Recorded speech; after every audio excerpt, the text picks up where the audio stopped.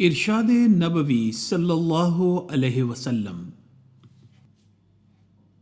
حضرت ابو ہریرہ رضی اللہ تعالی عنہ نے بیان کیا کہ حضرت صلی اللہ علیہ وآلہ وسلم نے فرمایا،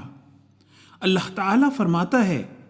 میرا بندہ فرض ادا کرنے کے بعد نفل عبادتیں کر کے مجھ سے اتنا نزدیک ہو جاتا ہے کہ میں اس سے محبت کرنے لگ جاتا ہوں۔ میں اس کا کان بن جاتا ہوں جس سے وہ سنتا ہے، اس کی آنکھ بن جاتا ہوں جس سے وہ دیکھتا ہے، اس کا ہاتھ بن جاتا ہوں جس سے وہ پکڑتا ہے، اس کے پاؤں بن جاتا ہوں جس سے وہ چلتا ہے،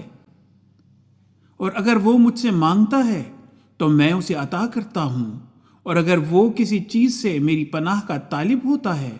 تو میں اسے پناہ دیتا ہوں۔ حوالہ صحیح بخاری کتاب الرقاق باب التواضع۔